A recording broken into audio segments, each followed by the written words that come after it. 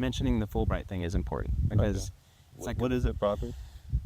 It's a super prestigious thing that I won. Okay, yeah. I didn't know the name of it. Yeah, and it was the grant or the scholarship. Yeah, it's one of the scholarships that I got. It's a fellowship, but it is for pushing international cooperation and relationships, and it's one of the hardest grants to get in like all of academia. Mm-hmm. And so I was surprised that I won, but yeah. But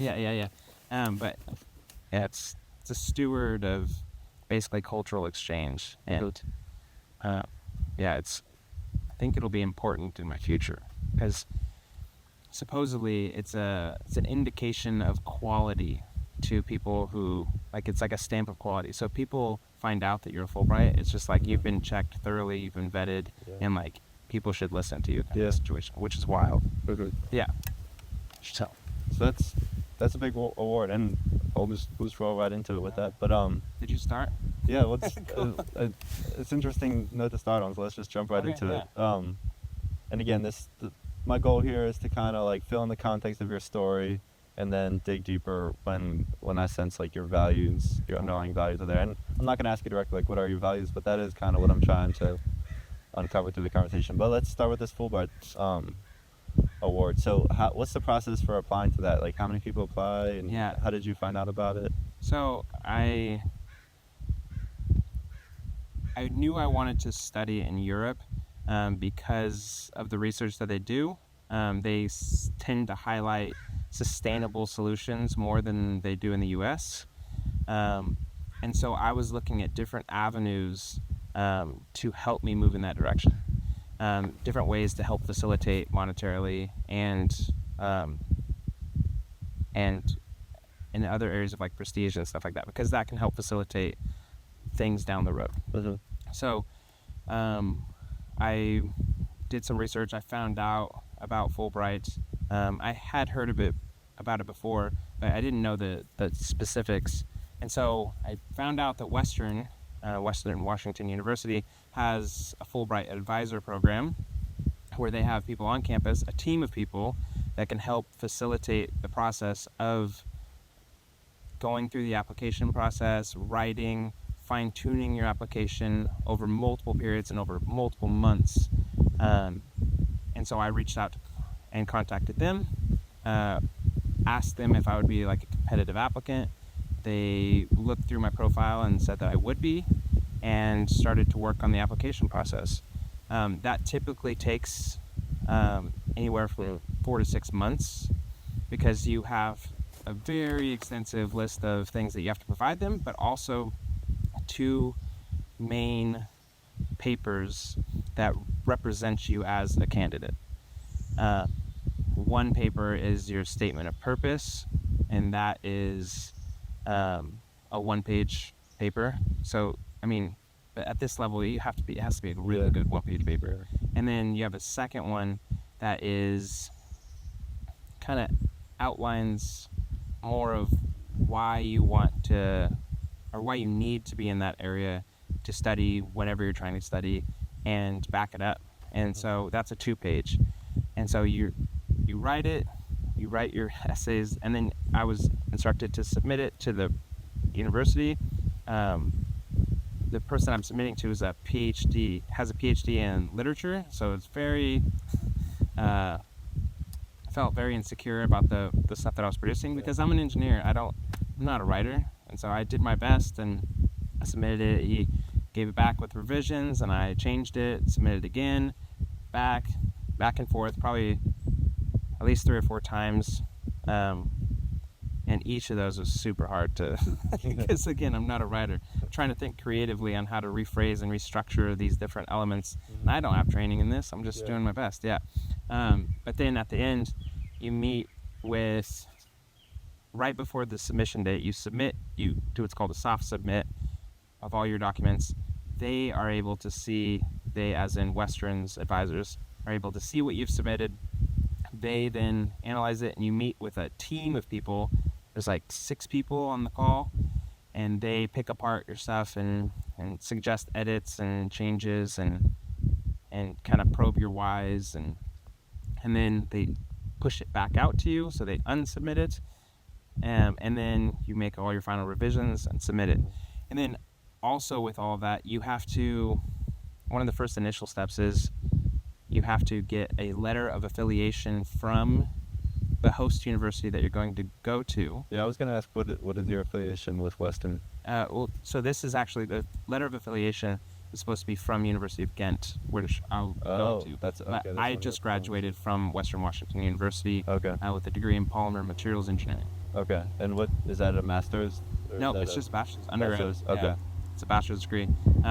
Is that a common degree program? No, there's only a handful of them in the U.S. Okay. But I think it's an important one because plastics are ubiquitous. We're literally surrounded in them, and wearing them, and literally wash your face with them. And so it's important to understand these products that surround us.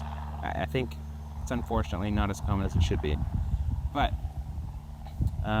getting back to, I needed to establish a relationship with University of Ghent, and they didn't know me. They didn't know who I was, and I had to get them in a letter saying that they would accept me into the program before I had applied, essentially, which is a big ask for somebody on the other side of the world who's never met you. But through multiple meetings, I was able to get them to say that and submitted. And then also you have to get 3 letters of recommendation, preferably from people with PhDs, because they're viewed more favorably. Yeah. Wow. So going back to the 2 papers you wrote, there was your statement of purpose, and then why you wanted to be where you're going, which is Ghent. But let's start with the first one. Like, what was your thesis for that statement of purpose? So, my statement of purpose, kind of briefly describes what your interest is in the topic and how you gain that interest. For me, I'm very interested in plastics recycling. And not just plastics recycling, but developing more sustainable materials. And so that started at Whatcom Community College, because I went back to college as an older student, and I had to start from scratch. So I had to start in like Math 98 and really worked my skills until I got better and better and became a math tutor, and then transferred over to Western. But while I was at Whatcom, I did a study abroad in India, and I spent a month in India, and I was floored by the amount of plastic litter everywhere, and it was literally everywhere.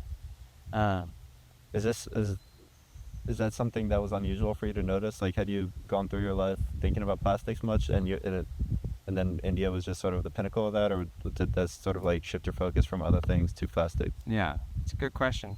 I think I had been somewhat aware of it because as a younger person, I was in what's called the Young Marines. It's a youth program, but I helped lead cleanups and community cleanups and stuff like that. But I never really thought about the waste other than like, we need to get rid of it, we need to clean up. And I never had thought about it on like a more fundamental level, especially tied in with like time, how it would be addressed over time if it wasn't picked up.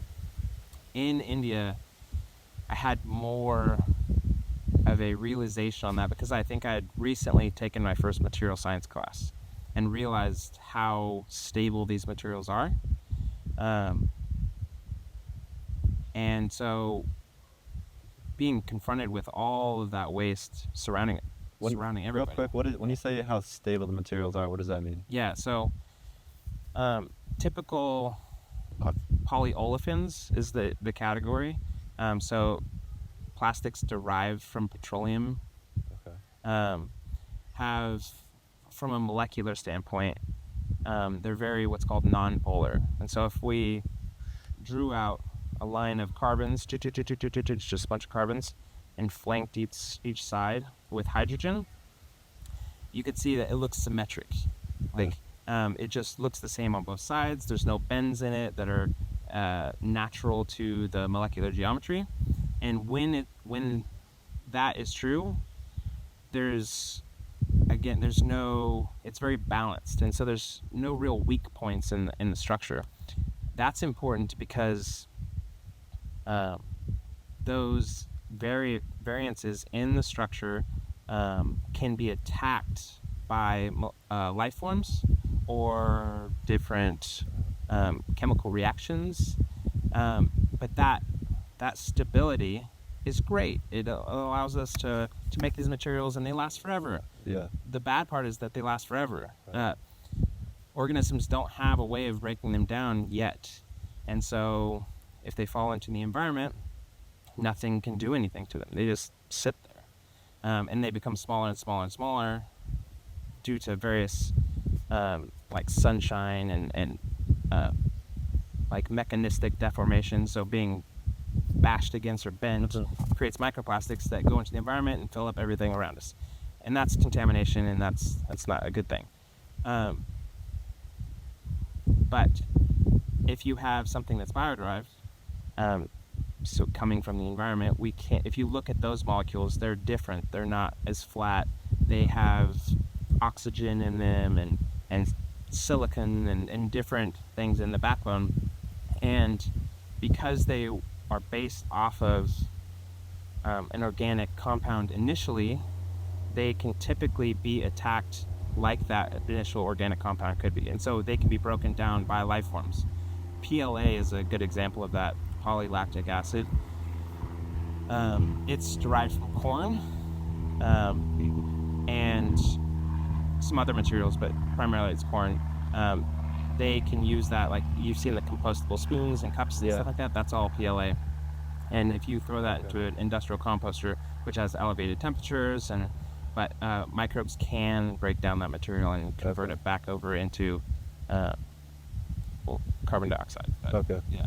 So like with material like that, there's like kind of grooves in the molecular structure that allow microbes and stuff to get in there and break down the core elements, or whereas with the plastic, even if the weather, the sun and the oceans, they might break it in smaller pieces, but it's still the molecules don't necessarily break down and separate. Yeah, a big term is like inert, so non-reactive from a chemical standpoint. Okay.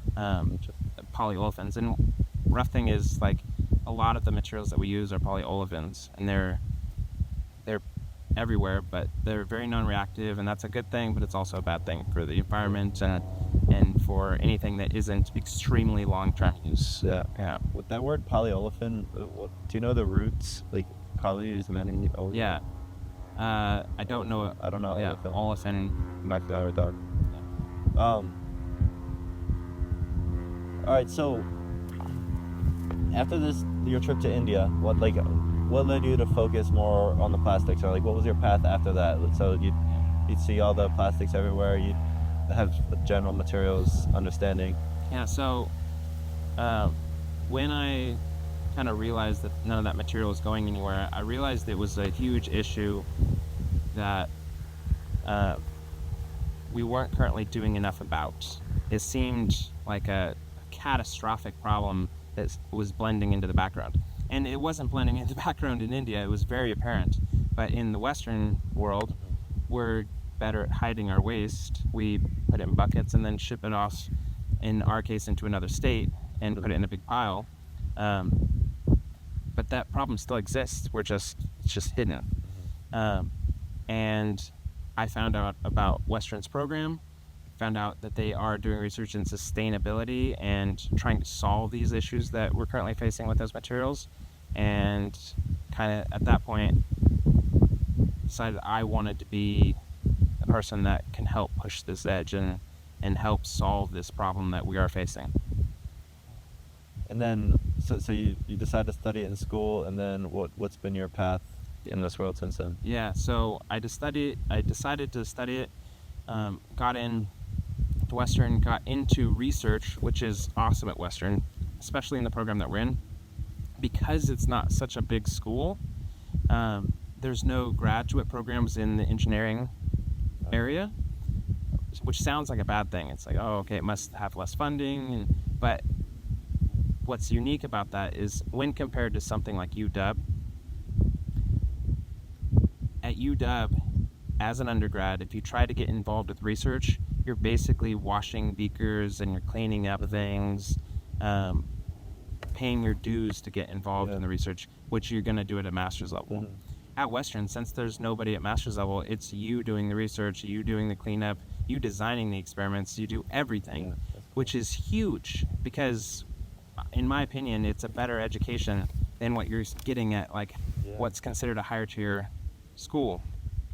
And so once I got into Western, I get involved with Professor John Masazi, who is one of the professors in the program, and he does multiple different projects focused on sustainability. One is focused on cleaning and recycling ocean plastic, so literally going out on the beaches, recovering plastic like netting and stuff from fishing activities, cleaning it, grinding it up, and producing new materials with that, and studying those materials and quantifying their characteristics so that we can better understand how these materials can be utilized in consumer goods, all the way to I can't mention company names, but I've been involved in research where we are working with companies on developing brand new polymer systems, so synthesizing them with chemistry that are less reliant on petroleum-based materials, so that we can, again, pick from the environment and use that material to create a plastic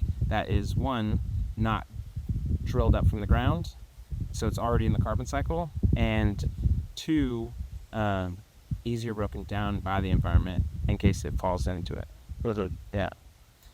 So I got involved in all that research, and just kind of scratched an itch that I didn't know I had. And after 2.5 years, I realized that I really wanted to continue doing research. And basically, in order to do that, I need to go to graduate school. And I decided I want to lead research. And in order to do that, you have to have a PhD. And so now I started looking around. In the US, there isn't as much sustainability-focused research. Over in Europe, because they are much tighter in their population around. They don't have as much space. They have to focus on these more sustainable methods and push for research in them. So they're more funded. They take it more seriously. I pinpointed a program that I wanted to get into, and how did you pinpoint that program? Google. I'm a prolific Googler. What about it was like, this is the program? So, for me, it was a couple different factors. One was the first. So I'm going to Ghent University. The first exposure I ever had to Ghent University was in my material science class at Whatcom Community College. My material science professor showed us a video, a TED Talk, about plastics, and it was given by this woman, Kim Regert, and I'm probably butchering her name, but because she's Dutch, I believe. But she gave this very moving talk about plastic pollution, and we're not doing enough to solve it, but it is solvable, and I was very influenced by it. And then I found out that one of our friends was actually moving there, and she's a musician. My wife's a musician, so they've been friends for like 15 years.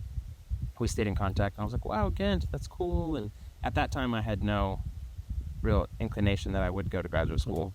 But as that time went on, I kind of looked more in that direction, and Ghent University made sense for a lot of reasons. One, they're doing really good sustainability-focused research for polymers and making waves in those areas. But also, two, I needed a city that would have built-in support for my family if I were to move there. Like, my wife is a musician. I can't drop her in Sweden and expect her to thrive with nobody that she knows in the entire area. And so our friend Laura lives there, and they've known each other for 15 years, very prolific in the music community. my wife is a musician, it seemed like a natural kind of catalyst for introduction into a new social circle. So sustainability focused, wife's social circle. And then I found out also that over in Belgium, kids start school at 2.5, which is amazing to me. Yeah. So it's all covered for by the government, and my son, who will be 2.5 homeland, it seemed like a natural fit that I'd go into my social circle, engineering, music, and he would go into school. Yeah. All fits together very, very well.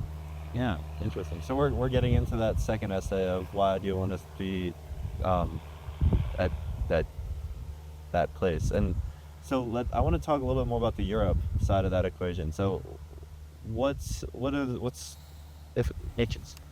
give me a general idea of like what is the American plastic recycling system and what's the European recycling system, and then like why do you think they're different? And you mentioned that there's the population density in Europe. Yeah. So that's a good question. These are very deep topics that I only know, I feel like, a superficial amount of, so I just want to qualify that. But in the U.S., it depends on where you are. That informs the system that you're currently participating in. If you're in Washington, they're doing all right. Like we are sorting our materials before they're sent off to facilities, which may change in the immediate future. But we are trying. That being said, startling statistic is that at current rates, we're only recycling about 5% of our plastic waste. Wow. So 95% of it is still being sent to landfill because it's too hard and it's not profitable. Yeah.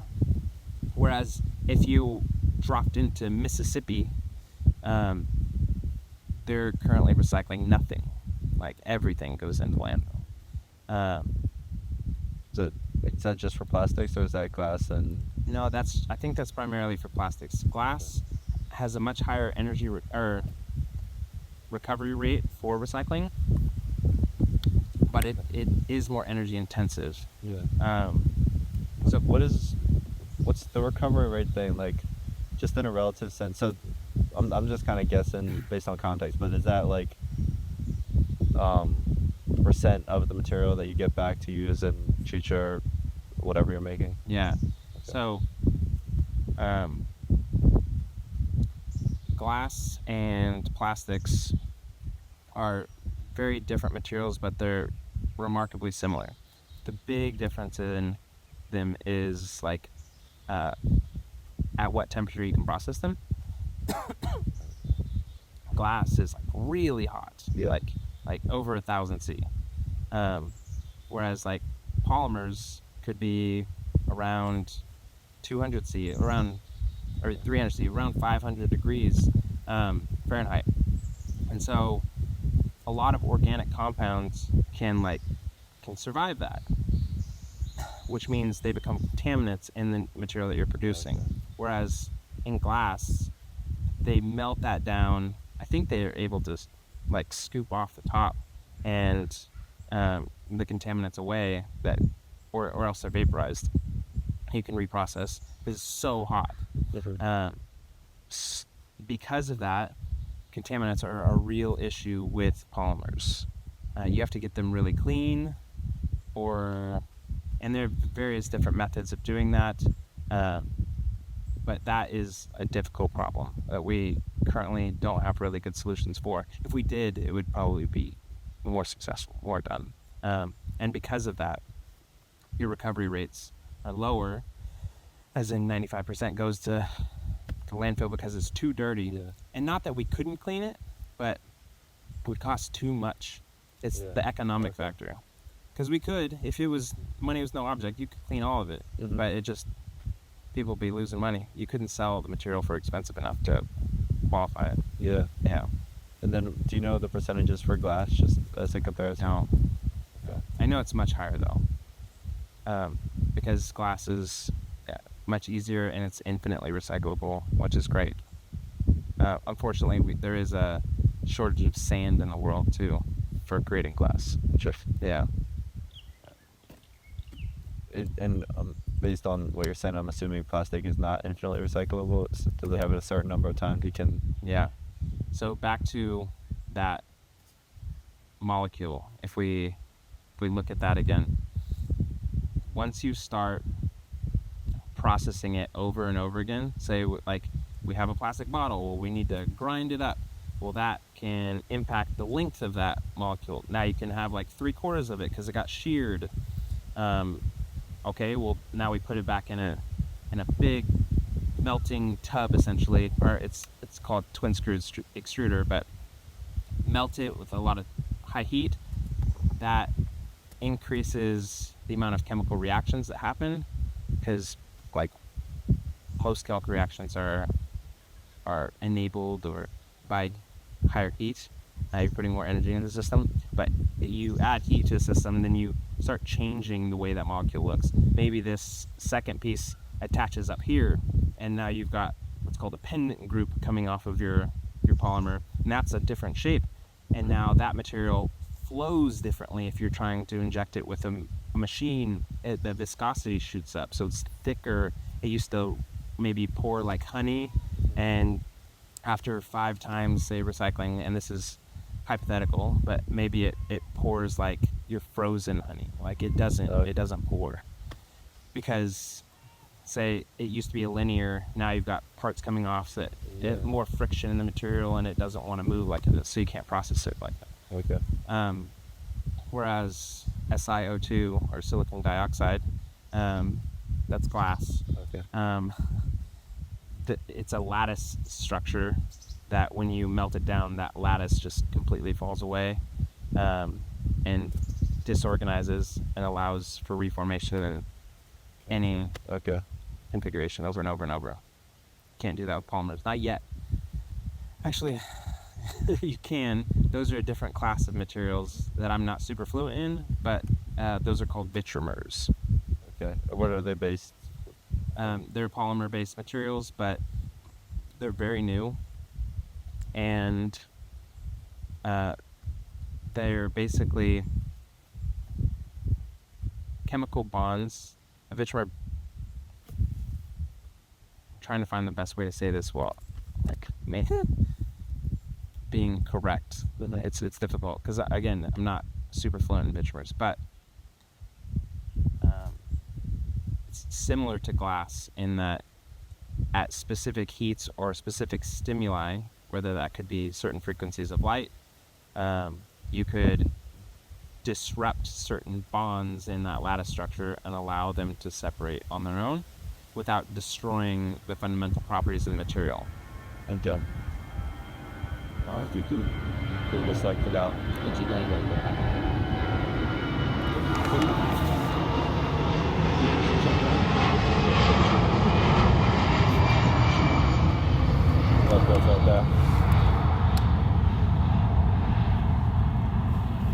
that. Yeah, so there are materials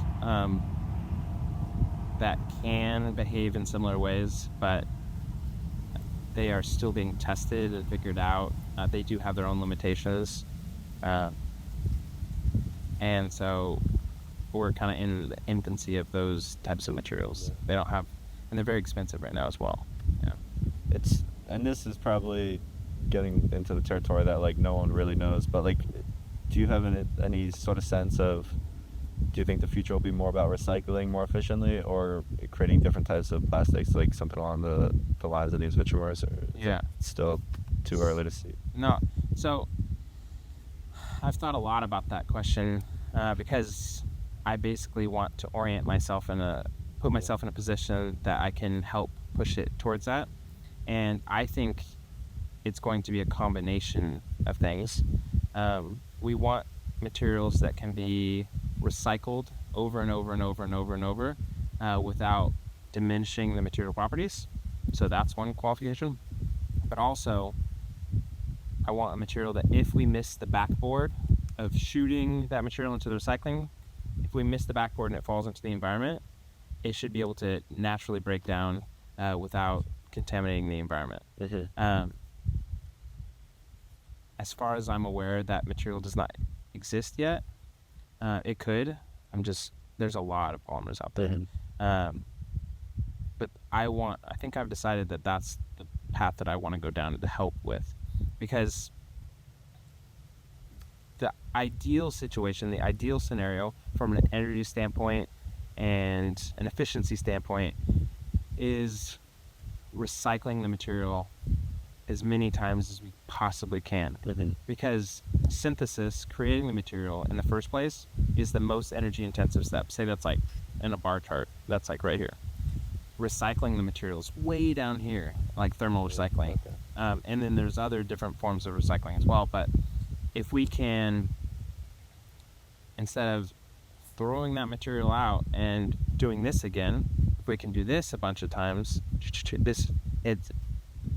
it's far more energy efficient and material efficient. And so definitely recycling is a path that we have to move towards, because these PLA, like for example, these PLA cups and forks and stuff that they say are compostable, it's like great, but it's very energy intensive to create those. And then when we compost them, I think people have a misunderstanding of what composting does, because it's like, oh, well, it just goes back into the soil. But that's not true. When a material is composted like PLA, the definition of composting is that after, I believe it's a 6-month period, that like 80% of the initial material has been converted to carbon dioxide. And so we're releasing those materials into the atmosphere. Yeah. It's just, we're gasifying them through organic processes.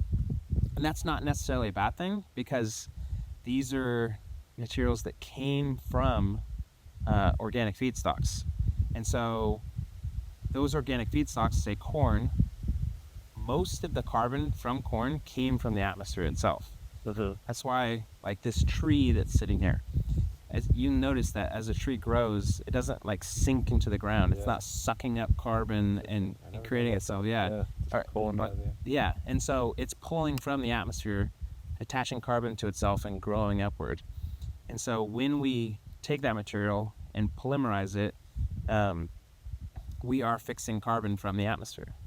And so that's one of the things we should be doing anyway. We release too much of it. But if we then throw that back in the dirt and re-release it into the atmosphere, I mean, that's like neutral. We haven't introduced anything new, which is a good thing. But I would like to keep that carbon out of the atmosphere for a long period of time. So, to summarize, it would be most efficient to recycle as much as we possibly can, but we need a material that if it falls into the environment, it will take care of itself and say you release back into the atmosphere as carbon. Interesting. So that's the mission. Is getting as close to that materials. And are you interested in like the engineering aspect of it, or are you trying to like find a process or a compound that can operate like that? That's a good question. Answer is I'm not sure yet. When I land over in Belgium, I think the avenues that I'm going to be approaching or going down are going to be dependent on the resources available to me. I'm going to talk to people. I'm going to try to facilitate interactions and understand how I can be most effective in helping push that in a direction. If I could choose anyway, it would probably be the chemistry route. But that's the great thing about material science and engineering itself, is it is comprised of a bunch of different skills. One is like chemistry. Knowledge of chemistry is super helpful. Physics, like mechanistic behaviors, all of these material science, all of these things inform in like how a material behaves, or how, like, from different perspectives. And I think using all of those to better understand create is probably the best way forward, and that's kind of what engineering is. Yeah. From my perspective. Yeah. And then, do you see the world of plastics as like a place where you can kind of make the greatest impacts with your knowledge and your time? Yeah. So I don't know. I often kind of struggle with this question because I do ask myself it all the time. If you kind of poke into what people are saying on the internet and from different outlets, a lot of people are saying that it's an impossible problem that we'll never solve, and that's scary. Like, devoting yourself to a problem that people are saying is unsolvable is pretty nerve-wracking. Because if they're right, like, I'll have wasted my life on something that ultimately, say they ban plastics in a year, I'll be like, well, I can't really do anything now, but I would just pivot into something else that interests me. But I hope because I think with the knowledge that I have in plastics, it is a solvable problem. It's just that we are basically toddlers that are still exploring this world, and we're just bumping into stuff, making things worse temporarily. But we will learn how to better create without basically poisoning. We like to think we're so advanced. In any 1 second, we're just like you take a snapshot in time, you go back there and ask people, hey, do you think we're pretty advanced? People are like, yeah, we're doing all right. Like, but in the in the grand scheme of things, I think we're still very much learning and still bumping into stuff. I want to help push us in a direction where we're being more mindful about the things that we create and less impactful. I think it's a realistic pathway. Again, from how I understand, and not to mention, giving up plastics would be extremely difficult for us. They're ubiquitous. They're everywhere, because they're so useful and so cheap. I mean, yeah, like, it literally surrounds us. Yeah. Yeah. When we were walking down here, we're on the beach here, but we're walking down the path. You were talking about adhesives. Yeah. Are those plastics as well? So it depends. There are a bunch of different kinds of adhesive. There's starch-based adhesives, which are organic-based. There are plastic-based adhesives. I'm sure there's glass-based adhesives, all kinds of stuff. The stuff typically used to produce consumer products that are plastic-based are typically plastic-based adhesives. So yes, it depends. Okay. And what we're talking a little bit about it, but just to start over on that part to an extent, what are you working on with the adhesives right now? Yeah, so I was working on a project that was trying to develop a method of removing adhesives from plastic material so that it could be better recycled. Because if you tried to recycle a plastic material with adhesive on it from that's a different type of material, again, it's contamination, and it lowers the properties of the plastic, and so people don't want it. You can't sell that material. You can't use it for anything else, and so we need to remove the adhesive. When we started, does it like melt at a similar temperature to plastic? Depends. A lot of it doesn't. A lot of it melts way lower, Okay. and can cause bubbling in the material. A lot of the adhesive materials absorb water from the atmosphere, and so if you tried to melt process it, and it foams your material and creates stuff that's not usable. Yeah. But when we tried to do some research on how to best remove the adhesive materials from the plastic, we realized that there wasn't that much information available. And so right now I'm working with a partner, his name's Jacob, and we are writing a journal entry, so for a scientific journal, on methods of disrupting adhesives so that we can remove them from our plastic material in a way that's efficient and not detrimental to the plastic material itself. Gotcha. How did you like end up into adhesives? Like how'd you end up on this project? Yeah, so at Western, in senior year, you are assigned to a group project that is known as your senior capstone project, and I was assigned to a group that was solving a problem for a local plastics recycling company out of Bend, Oregon. So they focus on recycling as much material as they can from their surrounding local area. And one of the issues they ran into was people putting stickers on this plastic material that they kept recycling. And their only solution that they could do was cut that piece off and then throw it away. And so their goal was to recycle the material, but they couldn't. It was a limiting factor for a big proportion of the material that they're trying to work with. And so we worked for a year on developing a method for removing the sticker, removing the adhesive contamination, and allowing them to, in like an economical way that was cost effective, that wouldn't be a pain point for their process, so that they could use that material without throwing it away. The recycling.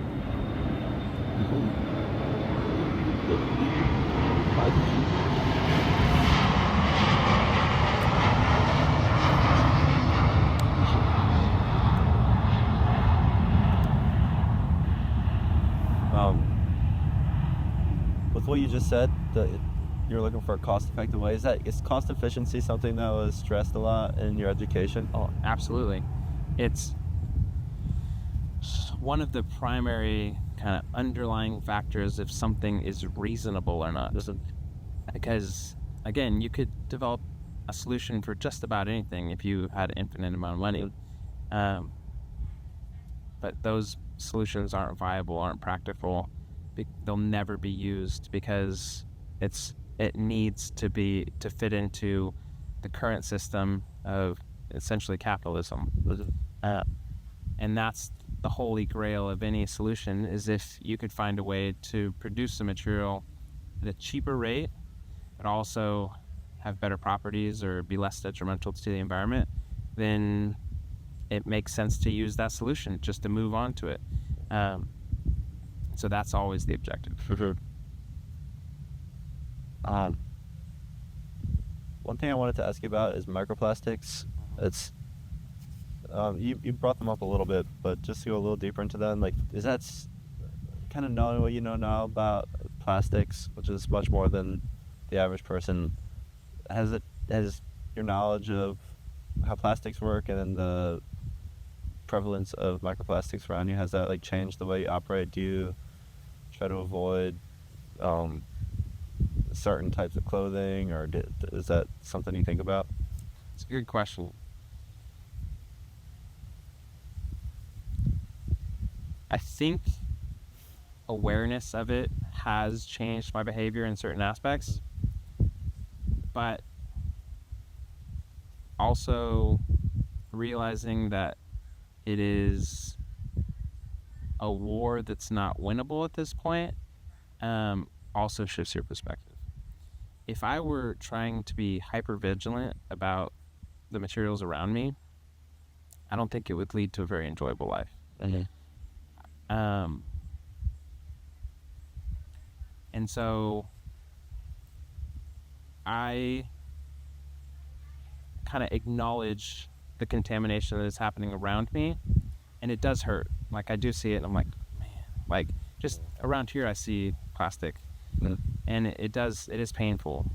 But I try to reorient that discomfort into motivation to change the current materials that we're using, because that is the solution. I don't think trying to change consumer mindset and the way that we all live is the most effective way to do it. I think it's much easier to solve the material problem. Sure. And if I can do that, I want to be able to produce a material that people can use at their leisure and recycle, and or not. It depends, and it's not going to hurt people. I think ultimately, again, that's the goal I'm trying to work towards. I can't be hyper vigilant, or else I think it'll distract me from ultimately doing that, and also probably lead to like pronounced psychological distress. Like it would mess me up, I think. Yeah, It'd be impossible. yeah. It's like I know. I just remember seeing Elon Musk in an interview talking about radiation waves, which I mean, he's got a million satellites now. They're all just distributing them.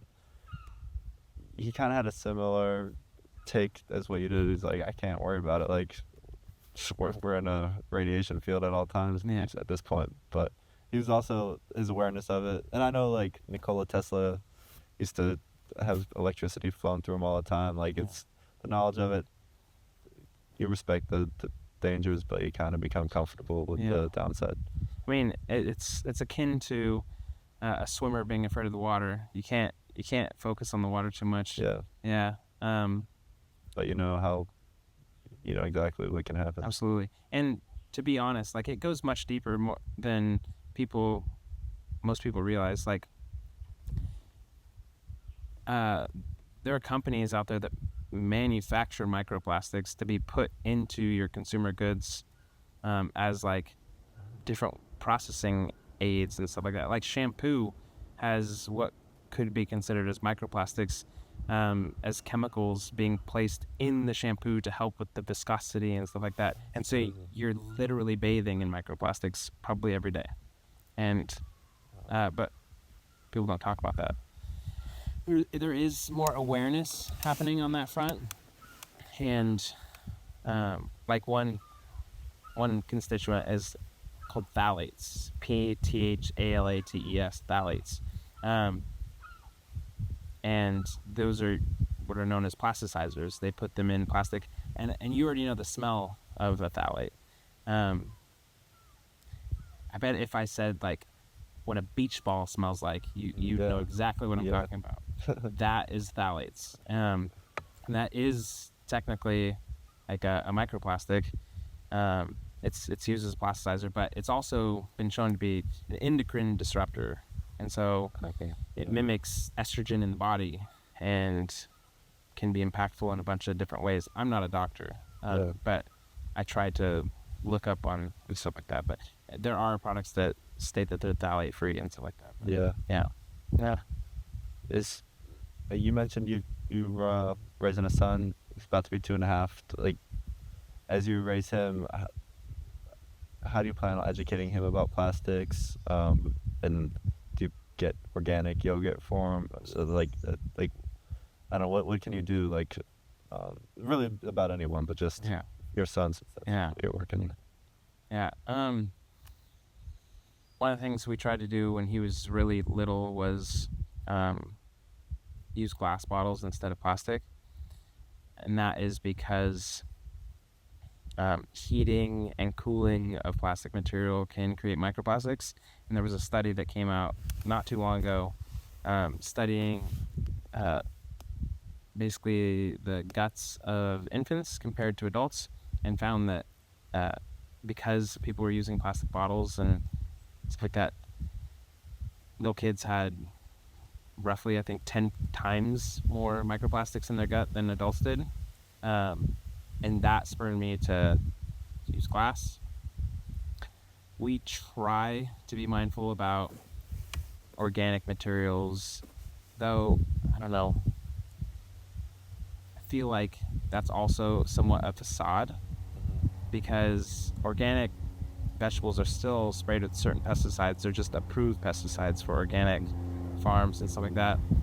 So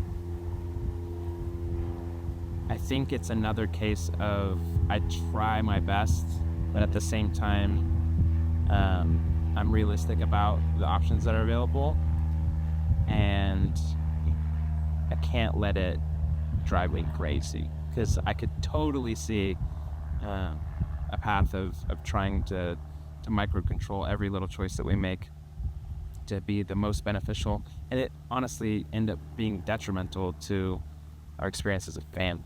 Like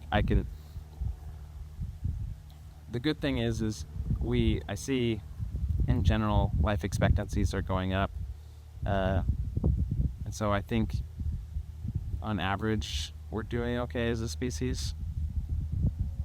I think with technological innovation in the near future, we're going to see real strides in longevity anyway, and be able to fix the problems that we are causing on ourselves right now.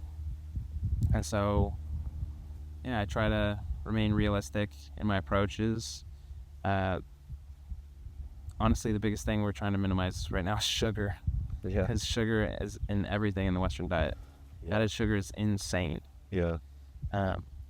So that's probably the thing I'd pay more attention to, is the amount of sugar that he gets. But yeah. And you kind of started touching on this, but looking forward, how do you feel about like the future of us as a species, as a society, as through your lens of polymers? Yeah, this is the kind of topics that I really like getting into, because I find the future fascinating. I love to think about where we're going to be in 10, 20, 30, 100 years. But I think we're all right. The way technology is advancing is making change extremely rapid, and we're trying to kind of grapple with that. It's becoming harder and harder, because as the nature of technology, as we become more efficient, progress even happens faster. And so we're kind of driving down on that accelerator pedal, and it's making a lot of people uncomfortable. And that makes sense. I mean, I could totally see that perspective. That being said, out of that advancement, I think we're going to see a lot of good things, also a lot of bad things. But the cool thing about it is I think we'll become more efficient at cleaning up the bad things as we create them, hopefully. And also the aspect of like unemployment because of AI. I think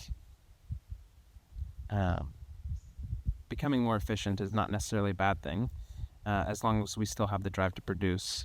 I think we are going to produce more as a species than ever with the adaptation and incorporation of AI. Because it seems like people think there might be a limit on the number of companies that are possible in the world. And no, as they become more efficient, they'll need less people, but then those people will be free to join or create new companies that create new products. There's nothing holding them back from doing that. They become more efficient. And so I think we're going to be moving into a golden age of production that is informed and assisted by technology that is around us. I'm excited for it. It's also going to help us solve a lot of these issues that we face, because the knowledge will be so much more accessible.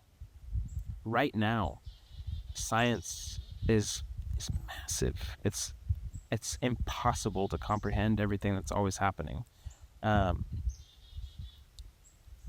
something like AI with that technology can parse through the data and see all the interactions and understand things that we wouldn't even see. And that data will become available to us as this gets better and better.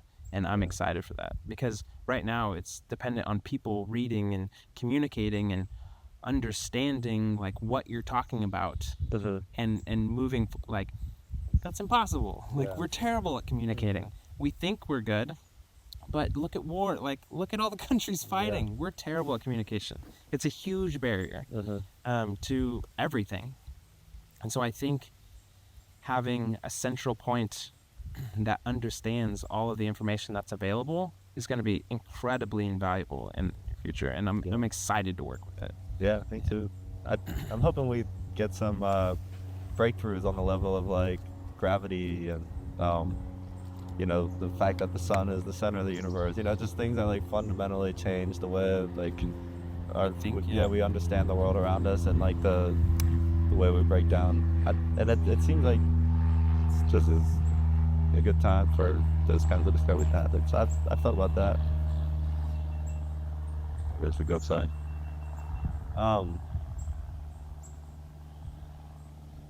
Yeah, that's the main things I really wanted to get into. Yeah, I tend to be hopeful in general, looking forward, and I think that if you have to kind of have that optimism to actually go in and make an impact, that it helps that those optimistic visions become reality. Absolutely. I think naivety is vastly undervalued because naivety is powerful. If you don't fully understand something, you're more willing to move into a space that other people would stay out of. And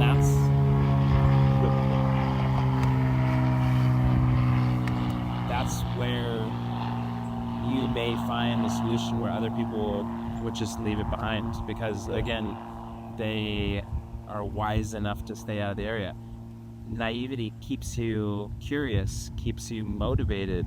It's more fun to be naive. And so, like, embrace that curiosity, embrace that naivety, and charge into things that other people kind of stay out of. Yeah. That's how you make real change, in my opinion. The core question of this podcast is what are your values in the context of your story? And there's kind of the two elements there, the context and then the story. Mm-hmm. And if you're bringing in naivety, it's there's like the known knowns, the known unknowns, and then the unknown unknowns, right? Mm-hmm. So there's like certain things that you know. Yeah. Other things that that like for me, I know there's a lot of stuff about polymers, and I know that there's information out there on it. I know there's people like you that understand it, but I don't know much about it myself. But I know that's a field. And then there's the unknown unknowns. Like that's the next discovery AI is going to make. I have no idea what area that's going to be. I don't know, and so I can't even factor that in. But I think what's really exciting is like filling in the unknown unknowns and converting them into known unknowns. Just like learning like, oh, there's all these areas that play an active role in the systems I understand. I think the trap that people get into is trying to like take the unknown, the known unknowns and make them known knowns. Try to like fill in a limited context rather than growing their context. Yeah. Yeah.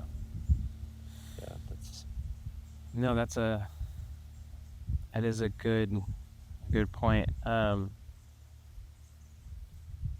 It is difficult because as you become more educated, as you become more informed on any given topic, that proportion of known unknowns becomes greater than your known knowns. Yeah. And it makes you feel like you know less. Yeah. Even though you fundamentally know more. Mm-hmm. That can cause a lot of people to question their own abilities, mm-hmm. and that's generally what leads into like imposter syndrome and stuff like that. So that proportion gets skewed, and you feel like a fraud. Mm-hmm. It's hard to manage those things because there are so many known unknowns, and oftentimes for me it can be very unnerving. Understanding that there is so much that is not understood, mm-hmm. And that we're kind of just guessing and poking around in the dark. But there is kind of a steady march in the direction that we're moving more of those into other categories. And the good thing is too is because we're all cooperative and we all communicate somewhat well, you don't have to know everything. You don't have to have all the known knowns. You just have to surround yourself with people that have a varied skill set. Mm-hmm. And that's how we're powerful. Yeah. And because cooperation is massive. And that's how we're all going to get out of this and how we all got here. We're we're making big strides, and it's because we work together. Mm-hmm. Nobody did anything by themselves that was worthwhile. Mm-hmm.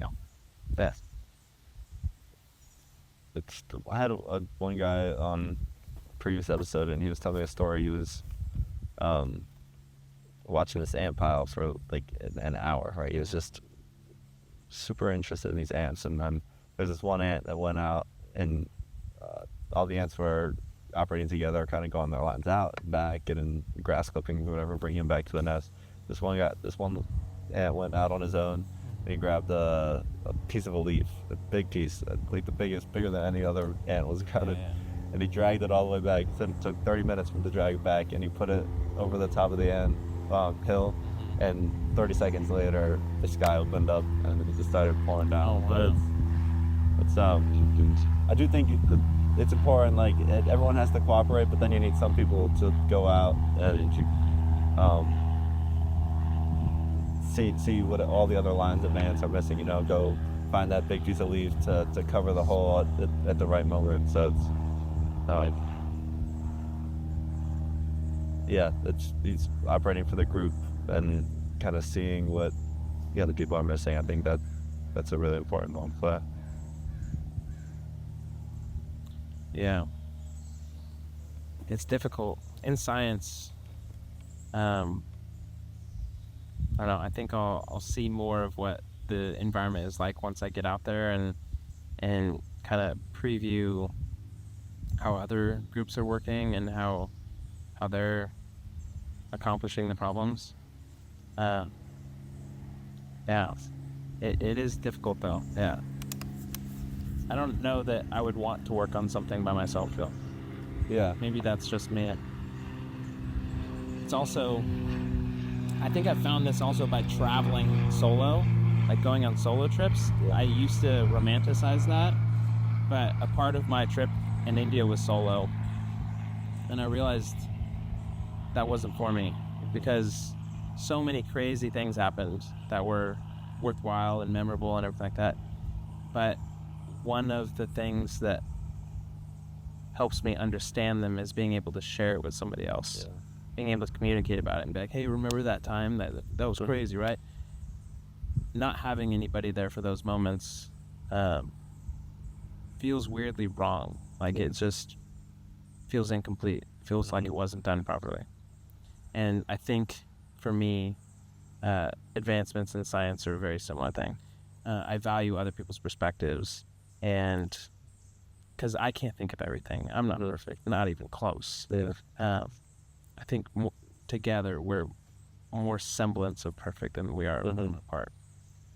And most people, I don't want to speak for most people actually, but it seems like a lot of people focus on kind of the sore thumb of society and say that we're so divided and we're so separated. But if you go out there and you go stand in the middle of a city, they're an absolute monument to cooperation. Everything flows so smoothly. It's all working.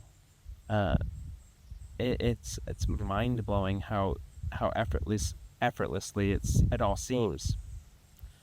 There's always food in the grocery store.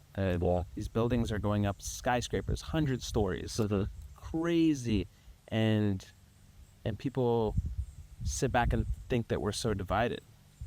That it wouldn't be possible if that was true. We have areas where millions of people all live together, and the people that are hurting the other people is an insanely small fraction.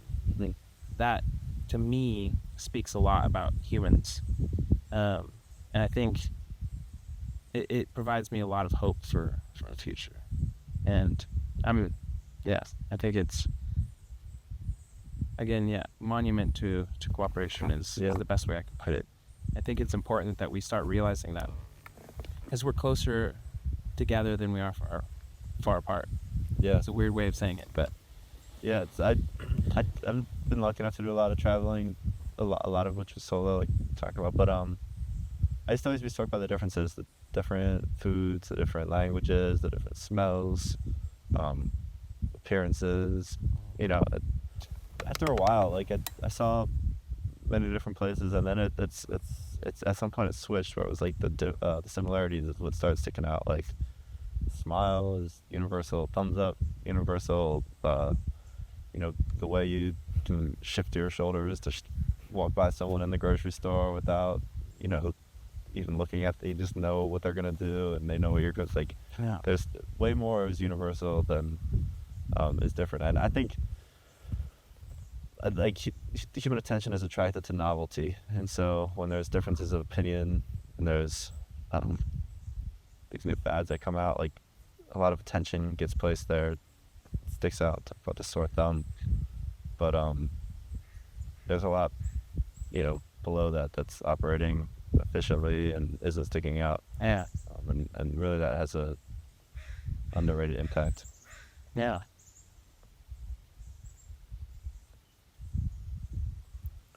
But yeah, man, let's start wrapping up here. But that was cool. This was I really like doing these deep dives. It's really fun to talk with people who are passionate and have a mission. Yeah, I appreciate the time. Sorry if it was a little bit rambling. That's trying to the podcast. Yeah, navigate a lot of complex ideas in a way that's understandable. Yeah. Somewhat linear fashion. Yeah. Thanks for your time. I appreciate it. Yeah, I appreciate it too.